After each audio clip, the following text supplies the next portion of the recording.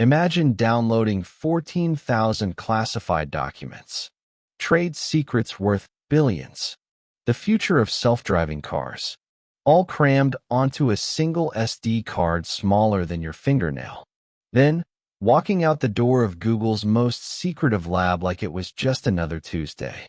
This isn't a Hollywood thriller. This happened, and it triggered the ugliest corporate espionage war Silicon Valley has ever seen. December 2016. A bombshell lawsuit lands like a nuclear warhead in the middle of Silicon Valley. Google's self-driving car division, Waymo, is suing Uber for a staggering $9.3 billion. The accusation? That Uber built their entire autonomous vehicle program on stolen technology. That a former Google engineer orchestrated one of the most brazen acts of corporate theft in tech history. And that Uber's executives knew exactly what they were buying when they wrote a $680 million check. But here's what makes this story absolutely insane. This wasn't just about money. This was about the future itself. Whoever controls autonomous vehicle technology controls a multi-trillion-dollar industry. And someone was willing to risk everything, burn every bridge, and destroy their reputation to get there first. Before we dive into how one man nearly collapsed the entire self-driving revolution, hit that subscribe button. Because this story has layers you won't believe. And what we uncover today might change how you see every tech company claiming they're innovating. To understand this scandal, you need to understand Anthony Levandowski. Not just who he is, but what he represents. Because this guy wasn't some disgruntled low-level employee stealing Post-it notes. He was Silicon Valley royalty, an engineering prodigy, a visionary who people thought would change transportation forever. Lewandowski's story begins at UC Berkeley in the early 2000s.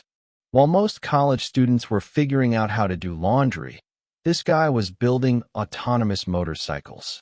In 2004, he created Ghost Rider, a self-driving motorcycle that competed in the DARPA Grand Challenge. It crashed. Badly. But it put him on the map. Google noticed. Of course, they noticed. This was the era when Google was vacuuming up every brilliant engineer they could find, and Lewandowski had that dangerous combination of raw talent and fearless ambition. In 2007, he joined Google's Street View project. But that was just the beginning. By 2009, Lewandowski had transitioned to Google's most secretive project, the self-driving car program. This wasn't just some experimental side hustle. This was Google X, the moonshot factory where the company dumped billions into technologies that might change humanity. And Lewandowski quickly became one of its most valuable players. Here's what you need to understand about Google's self-driving program in those early years. It wasn't just cutting edge. It was extraterrestrial compared to what anyone else was doing. While traditional car companies were still perfecting cruise control, Google was teaching cars to see, think, and navigate complex urban environments without any human input. And Lewandowski was at the center of it all. He co-founded Google's autonomous trucking project. He was inventing hardware, writing software, and filing patents. He became one of the highest-paid engineers at Google, earning millions annually. People inside the company called him a genius. Some called him difficult. Some called him arrogant. But here's the thing about Silicon Valley geniuses. They rarely think the rules apply to them. And Lewandowski was about to prove that in the most spectacular way possible. By 2015, Lewandowski was getting restless. Google's self-driving program was making progress, but it was slow, methodical. Google wanted to perfect the technology before releasing anything to the public. They were playing the long game. Lewandowski didn't want to wait. He saw competitors emerging. Tesla was selling cars with autopilot. Traditional manufacturers were investing billions.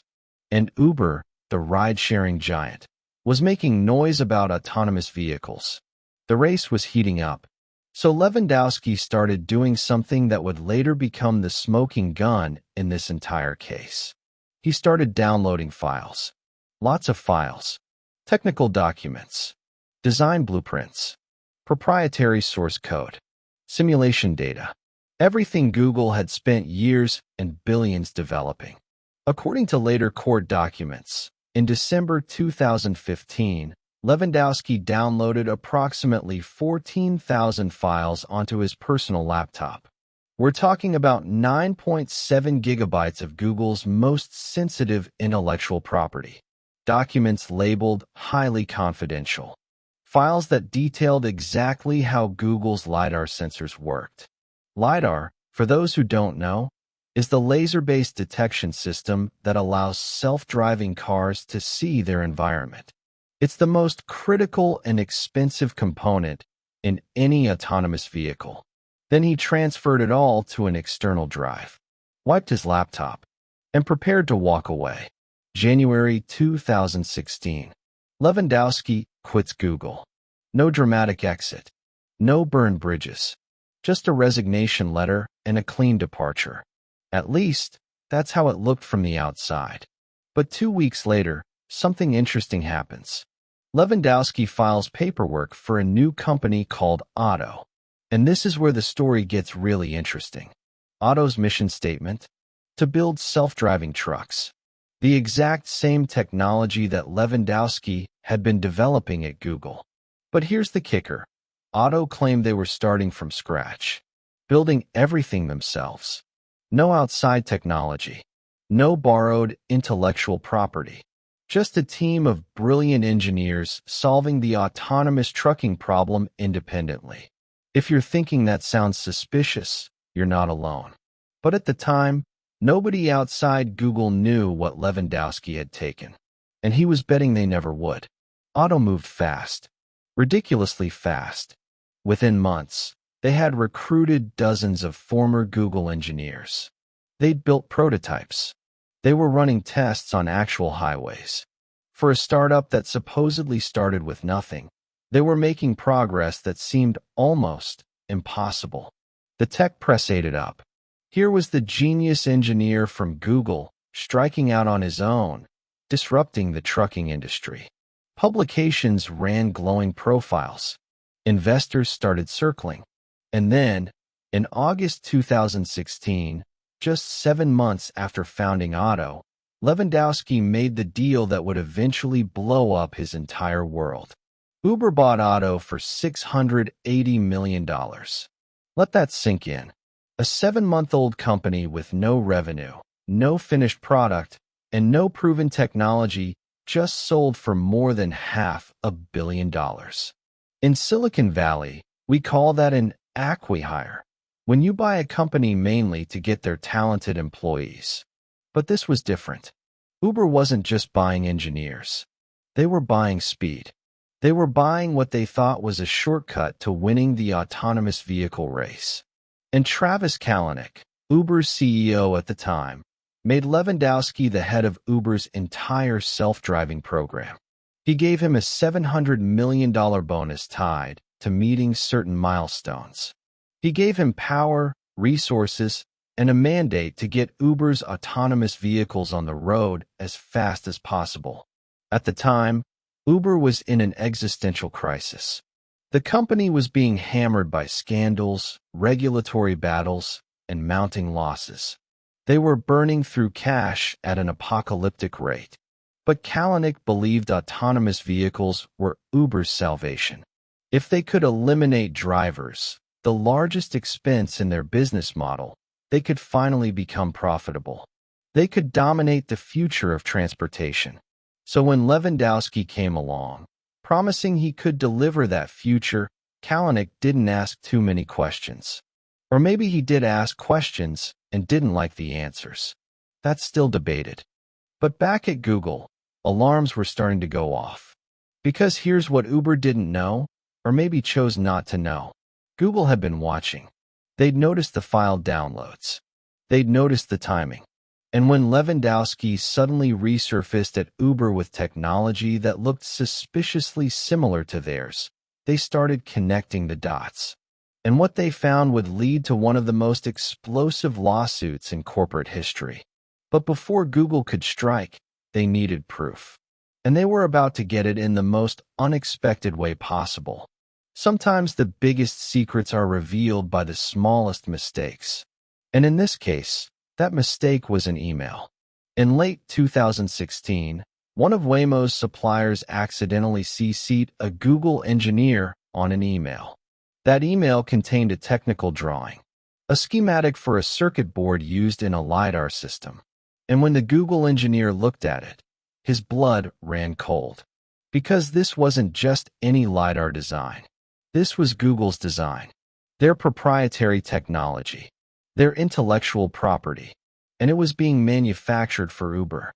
The engineer immediately forwarded it to Waymo's legal team. And suddenly, everything clicked into place. The suspicious downloads, Levandowski's abrupt departure, Otto's impossibly fast development timeline, Uber's $680 million acquisition. It wasn't genius. It wasn't innovation. It was theft. Waymo's lawyers launched an internal investigation.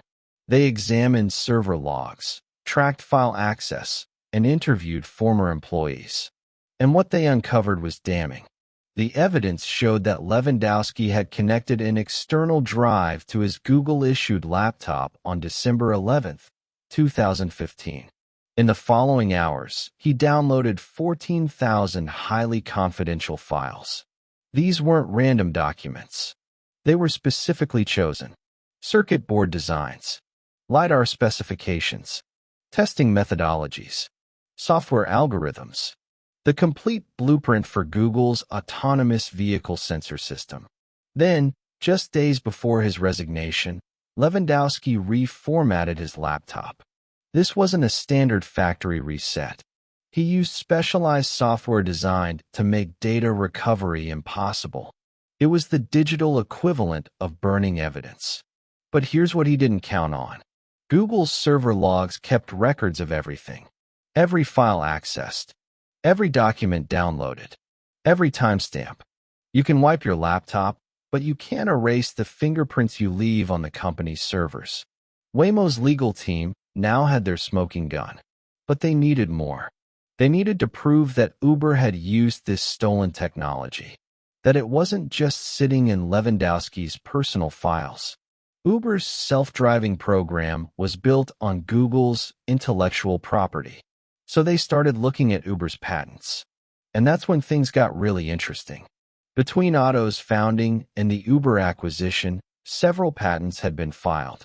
Patents describing LiDAR systems, sensor configurations, and technical approaches. And when Waymo's lawyers compared these patents to their own proprietary designs, they found striking similarities. Not just similar ideas, not just parallel thinking. We're talking about identical technical solutions to complex engineering problems. The probability that two teams independently developed the exact same approaches to these problems? Astronomically low. Waymo now had everything they needed. The motive, Levandowski wanted to beat Google to market. The means, unrestricted access to Google's most sensitive files. The opportunity, the chaotic weeks before his resignation. And the evidence, server logs, patent applications, and that accidental email containing Google's circuit board design. On February 23, 2017, Waymo filed their lawsuit. The complaint was 28 pages of carefully documented allegations. They accused Uber of conspiring with Levandowski to steal trade secrets. They claimed Uber knew or should have known that Levandowski possessed stolen technology. They demanded $9.3 billion in damages and an injunction to stop Uber's self-driving program entirely. The lawsuit didn't just make headlines. It detonated like a bomb in Silicon Valley. Because this wasn't just about two tech giants fighting over technology. This was about the fundamental rules of innovation. Can you recruit someone from a competitor? Of course. Can you build on publicly available knowledge? Absolutely. But can you systematically download proprietary secrets, start a company based on that stolen technology, and then sell that company for hundreds of millions of dollars? That's not innovation. That's industrial espionage. The moment Waymo filed their lawsuit, Uber went into full crisis mode. Because this wasn't just a legal problem. This was an existential threat to the company's future. Think about Uber's position in early 2017. They were already dealing with a tsunami of scandals. Sexual harassment allegations, a toxic workplace culture, a CEO who was becoming increasingly erratic, massive financial losses, regulatory battles in dozens of cities. And now, the biggest tech lawsuit in years, with allegations that struck at the heart of Uber's credibility. Travis Kalanick, Uber's CEO, initially tried to downplay it. He told employees this was just Google being anti-competitive, that Waymo was trying to slow down a rival. Uber had done nothing wrong. But privately, Uber's legal team was panicking. Because when they started investigating Levandowski's work, they didn't like what they found.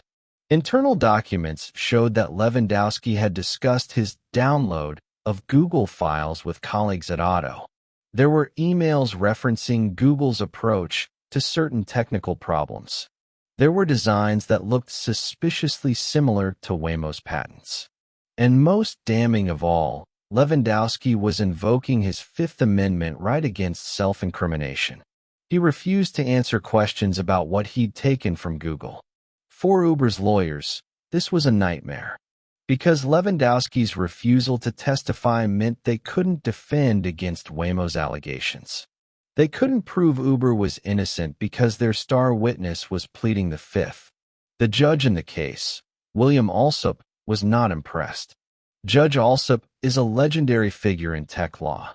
He taught himself Java to understand a previous case between Oracle and Google. He doesn't tolerate nonsense. And he could smell something rotten in Uber's defense. In court hearings, Judge Alsop pressed Uber's lawyers relentlessly. Did Uber conduct due diligence before acquiring Otto? Did they ask Levandowski if he had taken anything from Google? Did they review his personal devices? Did they investigate whether their technology was based on stolen trade secrets? Uber's answers were evasive. They claimed they'd asked questions, but accepted Levandowski's assurances. They said they trusted him. They argued that any similarities between their technology and Waymo's were coincidental. Judge Alsop wasn't buying it. In a scathing court order, he wrote that there was evidence suggesting Uber knew or should have known that Levandowski possessed stolen documents. He suggested that Uber might have willfully blinded themselves to avoid learning the truth. And then he did something dramatic. He ordered Uber to remove Levandowski from any work related to LiDAR technology, essentially benching their $1.4 billion man in the middle of the biggest crisis in company history. But it got worse. Much worse. In May 2017, Judge Alsop referred the case to the U.S. Attorney's Office for potential criminal prosecution. This wasn't just a civil lawsuit anymore. Levandowski could face actual prison time for trade secret theft. And if prosecutors could prove Uber knowingly benefited from stolen technology, executives could be charged as co-conspirators. The pressure on Uber became unbearable. Their self-driving program was essentially paralyzed. Investors were getting nervous. The media was having a field day. And Travis Kalanick was fighting battles on multiple fronts. Inside Uber, people started asking uncomfortable questions. How much did Kalanick know about Levandowski's downloads? Did he ask the right questions during the Otto acquisition? Was Uber's entire autonomous vehicle strategy built on a foundation of stolen technology? The answers to those questions would eventually force one of the most dramatic reshuffles in corporate history. Then, in the middle of this legal war, something extraordinary happened. A letter surfaced. A letter that would change everything. This wasn't just any letter. This was a communication from Richard Jacobs, a former Uber security employee, to Uber's board of directors. and what it contained was explosive. Jacobs alleged that Uber had operated a secret intelligence-gathering operation targeting competitors, regulators, and journalists, that they'd used sophisticated surveillance techniques, that they'd obtained confidential information through questionable means. And most relevant to the Waymo case, senior Uber executives had discussed ways to hide Levandowski's downloads from Google. The letter described a culture of win at all costs that went far beyond aggressive competition. It painted Uber as a company willing to break rules, bend laws, and trample ethics to maintain its dominance. When Waymo's lawyers got wind of this letter, they immediately sought to introduce it as evidence. Because if Uber had a pattern of unethical intelligence gathering, it supported Waymo's narrative that Uber had knowingly used stolen technology. Judge Alsop allowed it. And suddenly, Uber's defense looked even weaker. But here's where the story takes another turn. Because while all of this was playing out in court, massive changes were happening inside Uber. In June 2017, Travis Kalanick was forced to resign as CEO. The board had lost confidence in his leadership. The scandals were too much. The company needed a clean slate. And Kalanick's aggressive, rule-breaking approach had become a liability. Dara Khosrowshahi, the CEO of Expedia, took over. And one of his first priorities was dealing with the Waymo lawsuit. Because Khosrowshahi understood something Kalanick hadn't. This case was unwinnable, and fighting it would destroy Uber's reputation forever. Khosrowshahi started settlement negotiations. But first, he needed to do something dramatic. Something that would signal to Waymo, to the judge, and to the world that Uber was under new management. In December 2017, Uber fired Anthony Levandowski. After months of refusing to cooperate with the lawsuit, after pleading the fifth, after becoming a liability rather than an asset, Levandowski was out. The man they'd paid $1.4 billion to was gone. Lewandowski's firing was the beginning of the end. But the question remained: how much damage had already been done? How much of Uber's self-driving program was based on stolen technology? And could they ever recover their reputation? The answers would come faster than anyone expected, and they would cost Uber far more than money. February 9, 2018. Day 5 of the jury trial. Both sides had presented opening statements. Waymo had begun calling witnesses. The case was expected to last weeks. And then, suddenly, it was over. Dara Khosrowshahi personally negotiated a settlement with Waymo. And the terms were stunning. Uber would pay Waymo $245 million in equity. That meant Waymo would own about 0.34% of Uber. Given Uber's valuation at the time, this was worth roughly $245 million, with the potential to be worth much more when Uber eventually went public. But more important than the money were the other terms. Uber agreed that they would not incorporate Waymo's confidential information into their hardware or software. They committed to an independent audit to ensure compliance. They essentially admitted, without explicitly saying it, that they had used Waymo's technology. For Waymo, this was a victory. Not the $9.3 billion they'd asked for, but a validation of their claims. A recognition that their intellectual property had been stolen and misused. For Uber, it was damage control. The settlement allowed them to move forward without the distraction of a prolonged trial. It signaled to the world that new leadership was taking responsibility for past mistakes. And critically, it removed the existential threat of an injunction that could have shut down their entire self-driving program. But here's what makes this settlement fascinating from a corporate espionage perspective. Uber never admitted wrongdoing. The settlement contained no admission of guilt, no acknowledgement that they knowingly used stolen technology. They simply agreed to pay money and make promises about future conduct. This is a classic corporate legal strategy. Pay to make the problem go away, but never admit what you did. Because admissions can be used against you in other lawsuits, by shareholders, by regulators. But everyone watching knew what the settlement meant. Uber had paid $250 million because they had no viable defense. Because the evidence was too damning. Because continuing the trial would have exposed even more embarrassing details about how they'd operated. The tech world took note. Poaching talent is acceptable. Competing aggressively is expected. But stealing trade secrets? That crosses a line that Silicon Valley won't tolerate. But for Anthony Levandowski, the settlement was just the beginning of his problems. Because while Uber had made peace with Waymo, the federal government was just getting started. In August 2019, more than 2 years after Judge Alsop's criminal referral, federal prosecutors charged Levandowski with 33 counts of theft and attempted theft of trade secrets. The indictment was detailed and damning. It outlined exactly what Levandowski had downloaded, when he downloaded it, and how he'd tried to cover his tracks.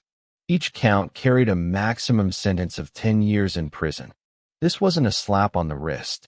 This was the government making an example, showing that corporate espionage has real consequences, that you can't just walk out of a company with billions of dollars in intellectual property and expect to get away with it. Levandowski initially pleaded not guilty. His lawyers argued that the files he took weren't legally trade secrets, that Google hadn't taken adequate steps to protect them, that his actions were standard practice in Silicon Valley, where engineers routinely keep copies of their work. But as the case progressed, the evidence became overwhelming. Prosecutors had the server logs. They had testimony from Google engineers about the value and secrecy of the stolen files. They had proof that Levandowski had wiped his laptop to destroy evidence. In March 2020, facing the reality of a trial he couldn't win, Levandowski changed his plea to guilty on 1 count of stealing trade secrets. In exchange, prosecutors dropped the other 32 counts. Even with the plea deal, Levandowski was looking at serious prison time. Federal sentencing guidelines suggested 27 months. His lawyers argued for home detention, citing his lack of criminal history and his contributions to technology. But prosecutors pushed for prison. They argued that Levandowski had shown no remorse, that he'd fought the allegations for years, that his theft had nearly derailed one of the most important technological developments of the century. In August 2020, Judge Alsop, the same judge who'd presided over the civil trial, sentenced Levandowski to 18 months in federal prison. And Judge Alsop didn't hold back. He called Levandowski's conduct the biggest trade secret crime I have ever seen. He said this was the classic trade secret violation, and that Levandowski's actions showed a complete disregard for the law. He noted that Levandowski had downloaded files he absolutely didn't need, purely to give himself an advantage at his next company. The sentence sent shockwaves through Silicon Valley. For years, engineers had operated in a gray zone, taking knowledge from one job to the next. But Levandowski's case made it crystal clear. There's a difference between using your general expertise and systematically stealing proprietary documents. Levandowski was ordered to report to prison in November 2020. But then, something unexpected happened. January 20th, 2021. President Donald Trump's last day in office. In the final hours of his presidency, Trump issued a wave of pardons and commutations. And buried in that list was a name that stunned the tech world: Anthony Levandowski. Trump commuted Levandowski's sentence. Not a full pardon, which would have erased his conviction, but a commutation, which ended his prison time while leaving the guilty plea intact. The official White House statement said Levandowski had paid a significant price for his actions, and that prominent members of the business community had supported his commutation. Levandowski had served less than 1 month of his 18-month sentence, most of it in home confinement due to COVID-19. And now he was free. The reaction was intense and divided. Some argued that Levandowski had suffered enough, that his career was destroyed, his reputation ruined, and he'd paid financially. Others saw it as another example of wealthy, connected people escaping accountability for serious crimes. But here's what the pardon couldn't erase: the judgment against him. Levandowski still owed Google $179 million in a separate civil case, where Google sued him personally for breach of contract. He filed for bankruptcy in 2020, listing assets of up to $50 million and debts of more than $100 million. The man who once seemed destined to revolutionize transportation was now financially destroyed, criminally convicted, and professionally radioactive. No major tech company would touch him. His reputation was permanently tarnished. So what did this whole scandal ultimately mean? What were the consequences beyond Levandowski's personal downfall? Let's start with Uber. The Waymo lawsuit was a turning point. It exposed a culture of ethical shortcuts and win-at-all-costs thinking that had infected the company from the top down. The settlement cost them hundreds of millions, but the reputational damage was far worse. Uber's self-driving program never recovered its momentum. They'd lost years in the Waymo litigation. They'd lost credibility with investors. And in 2020, Uber sold their autonomous vehicle division to Aurora Innovation, essentially admitting they couldn't compete anymore. The thing they'd paid $680 million for? The technology they'd been so desperate to acquire? It never materialized into a commercial advantage. In fact, it might have set them back years. For Waymo, the victory was Pyrrhic. They won the lawsuit, but the trade secret theft meant their technological lead was compromised. Other companies had glimpsed their proprietary approaches. The competitive advantage they'd built over years was partially neutralized. But the broader impact on Silicon Valley was profound. The case forced a reckoning about intellectual property, employee mobility, and corporate ethics. For years, Silicon Valley had operated on a model of high employee mobility. Engineers jumped from company to company, bringing their expertise with them. This was seen as healthy, driving innovation through cross-pollination of ideas. But where's the line between bringing your expertise and bringing your former employer's trade secrets? The Levandowski case drew that line clearly. You can take your brain, your experience, your general knowledge. You cannot take 14,000 files of proprietary documentation. You can build on what you learned. You cannot copy what you stole. Tech companies responded by tightening security, more aggressive monitoring of file downloads, more thorough exit interviews, more rigorous non-disclosure agreements. The days of engineers walking out with laptops full of confidential data were over, and investors started asking harder questions during acquisitions. What due diligence did you do? Where did this technology come from? Can you prove you didn't use stolen intellectual property? The auto acquisition would never happen today because the red flags would be impossible to ignore. But perhaps the most important lesson is about corporate culture. Uber's downfall wasn't just about one rogue engineer. It was about a company culture that tolerated ethical shortcuts, that prioritized speed over integrity, that believed rules didn't apply to them. Travis Kalanick built Uber on a philosophy of aggressive disruption. Break the rules, apologize later, move fast, fight regulators, crush competitors. For a while, it worked. Uber became one of the most valuable startups in history. But the Waymo case showed the limits of that approach. You can disrupt industries. You can challenge regulations. You can compete aggressively. But you cannot build a sustainable business on stolen technology and ethical shortcuts. Eventually, the bill comes due. Dara Khosrowshahi's takeover and settlement of the Waymo case represented a fundamental shift. Uber had to grow up. They had to become a real company with real accountability. The settlement wasn't just about ending a lawsuit. It was about drawing a line between the old Uber and the new one. Now, let's zoom out and look at what this scandal reveals about industrial espionage in the modern age. Because here's the thing, the Waymo versus Uber case isn't unique. It's just the most visible example of a problem that's endemic in technology industries. Corporate espionage happens constantly. The only question is whether it's ever exposed. Think about what made this case possible.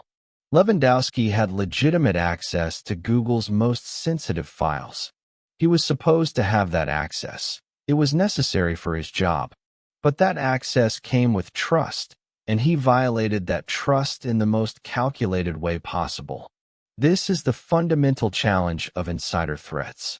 Unlike traditional espionage, where you have to hack systems or bribe employees, insider threats involve people who already have access. They don't need to break in. They're already inside. And in the tech industry, this problem is magnified because so much value is in intellectual property that can be copied with a few keystrokes. You can't carry a factory out in your pocket, but you can carry a company's entire software codebase on a device smaller than a credit card. The Levandowski case also highlights how intertwined personnel and technology have become. Uber didn't just want the technology. They wanted the person who created it. They believed that by hiring Levandowski, they were buying his genius, his vision, his ability to solve autonomous vehicle challenges. But they couldn't separate the person from the stolen data. The genius and the theft were bundled together.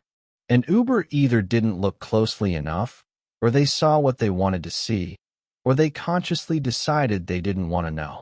This willful blindness is a pattern in industrial espionage cases.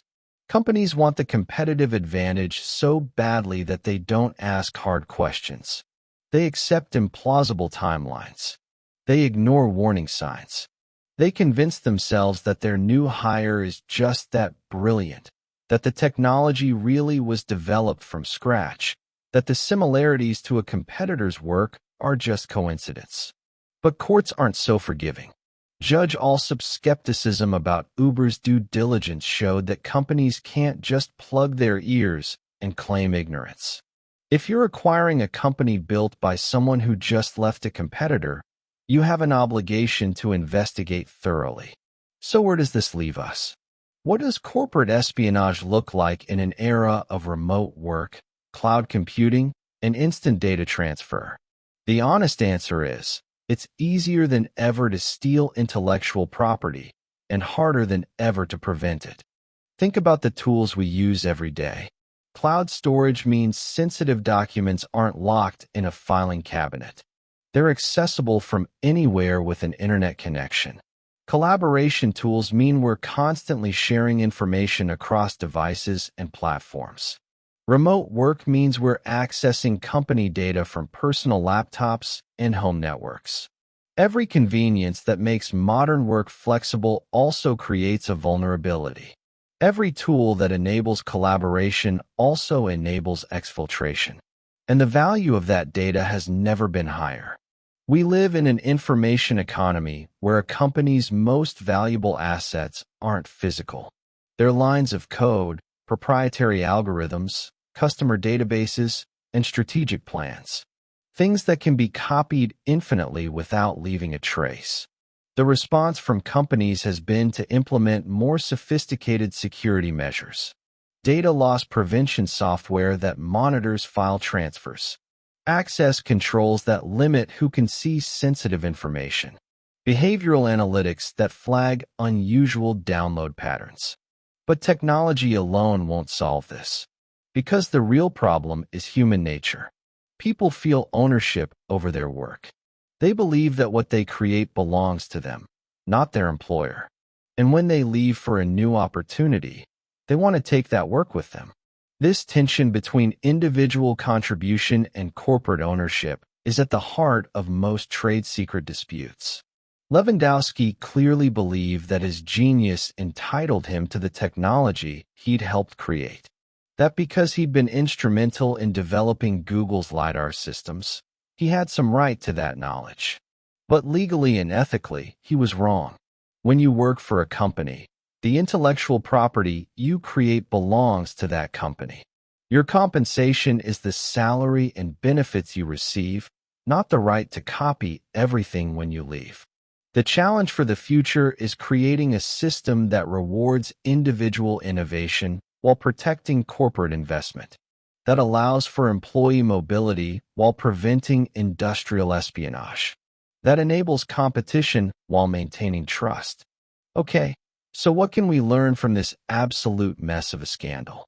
Whether you're an engineer, an executive, an investor, or just someone fascinated by how the corporate world works, there are crucial lessons here.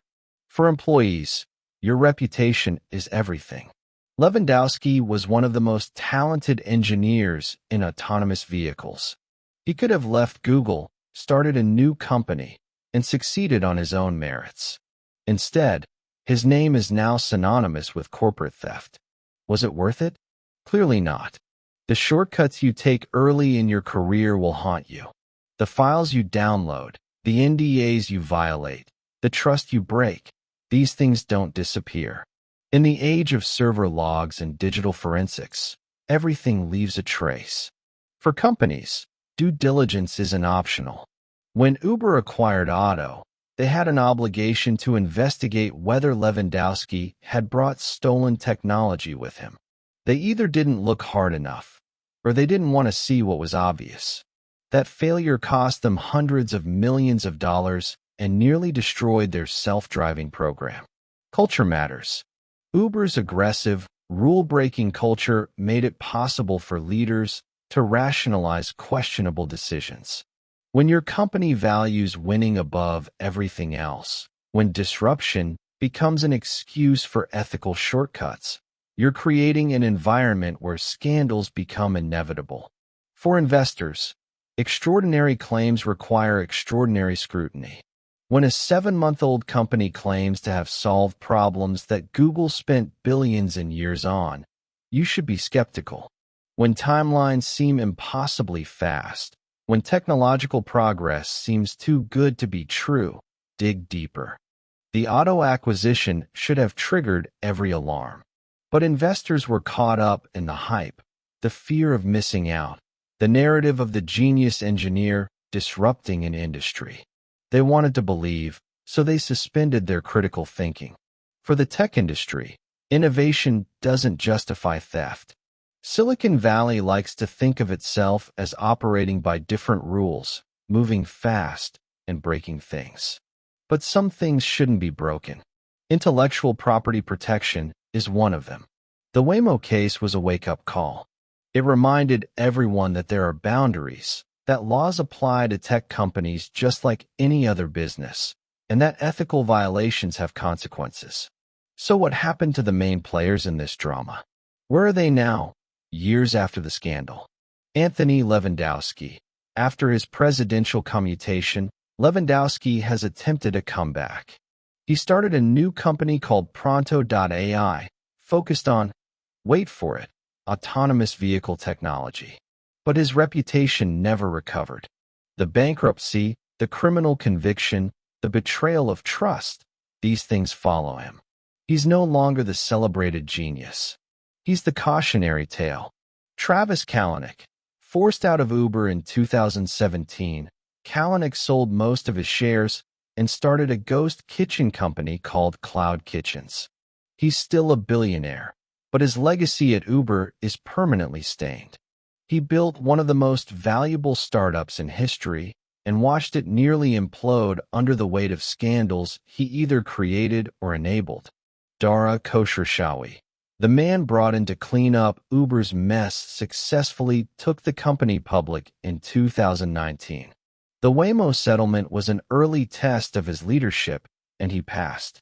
He showed that he was willing to acknowledge past mistakes and move forward. Uber under Khosrowshahi is a fundamentally different company than it was under Kalanick. Waymo, they've continued developing autonomous vehicle technology and have launched limited commercial self-driving taxi services. They're still considered a leader in the field, though the competition has intensified. The settlement with Uber validated their technology and their legal rights, but didn't give them the decisive victory they might have hoped for. Uber's self-driving program. As mentioned earlier, Uber sold off their autonomous vehicle division in 2020. The technology they'd been so desperate to acquire, the program they'd paid $680 million for, the future they thought Levandowski could deliver, all of it was ultimately written off. They decided to focus on their core ride-sharing business and let others tackle the autonomous vehicle challenge. The legal system, Judge Alsop's handling of the case, set important precedents.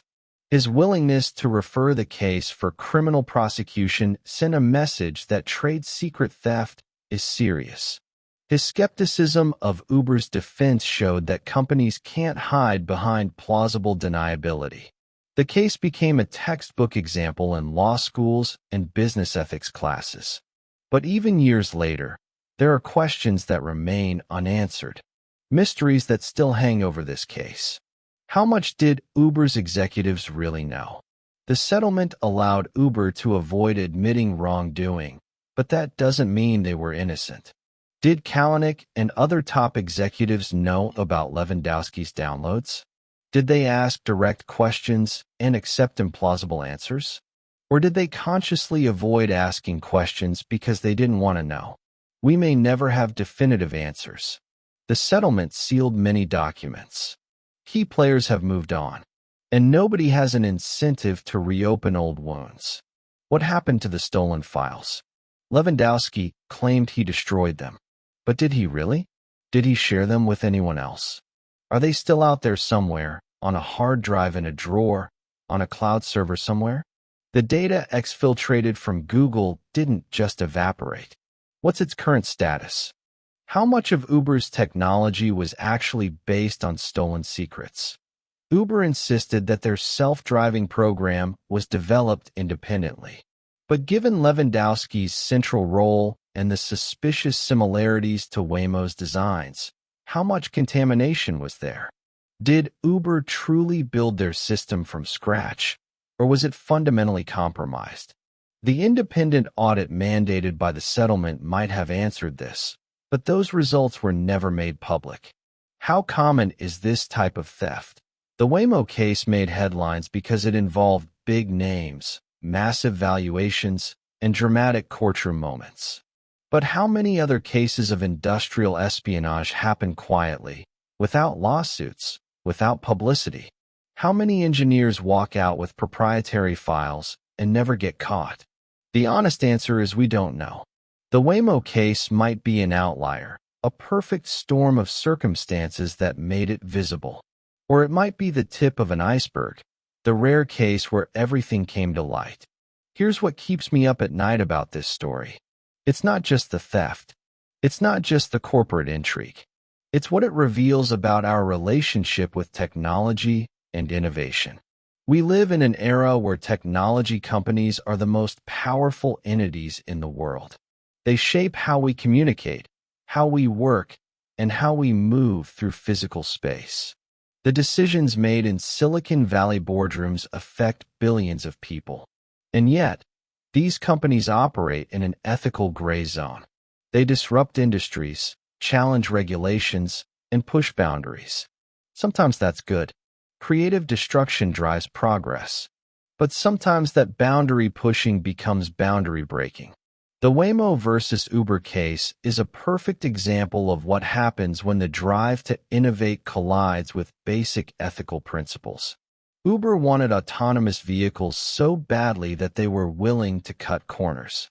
Levandowski wanted to win so badly that he was willing to betray his employer. And both paid an enormous price. But here's the thing. The real victims might be everyone else. Because this scandal set back autonomous vehicle development. It wasted time, money, and energy on legal battles instead of innovation. It created distrust between companies that might have collaborated. It forced everyone to spend resources on security and litigation rather than research. What could have been achieved if Levandowski had left Google ethically and competed on his own merits. What if Uber had built their program from scratch, taking longer but doing it right? We'll never know what an alternative timeline might have looked like. But we do know this: shortcuts aren't really shortcuts. They're just different paths to disaster. Lewandowski thought he was being clever, getting ahead, securing his future. Instead, he destroyed his career, went to prison, and became infamous. Uber thought they were buying speed and a competitive advantage. Instead, they bought years of legal nightmares, reputational damage, and ultimately had to abandon the program entirely. So here we are. The dust has settled on one of the most spectacular corporate espionage cases in modern history. And what are we left with? A cautionary tale about ambition without ethics. A reminder that in the digital age, everything leaves a trace. A demonstration that even the most powerful companies aren't above the law. And a lesson that innovation built on stolen foundations will eventually crumble. The future of autonomous vehicles will still arrive, but it'll be built by companies that compete ethically, that respect intellectual property, that understand that sustainable success requires more than just being first to market. The Waymo versus Uber scandal didn't just expose one engineer's theft. It exposed the ethical rot at the heart of the move fast and break things culture. It showed that Silicon Valley's disruption narrative had gone too far, that somewhere along the way, some people had convinced themselves that the rules didn't apply to them. They were wrong. Anthony Levandowski learned this lesson in the hardest way possible. He went from celebrated genius to convicted criminal, from tech royalty to cautionary tale. His story will be told in business schools and ethics classes for decades as the perfect example of how talent without integrity leads to disaster. Uber learned that no amount of money can buy back a reputation destroyed by scandal. A corporate culture focused solely on winning will eventually eat itself from the inside. That the fastest path forward isn't always the smartest path. And the rest of us? We learned that the technologies shaping our future are being built by humans with human flaws. That innovation isn't inevitable or automatically good.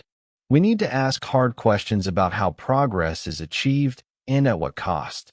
The race to build self-driving cars continues. The competition is fierce.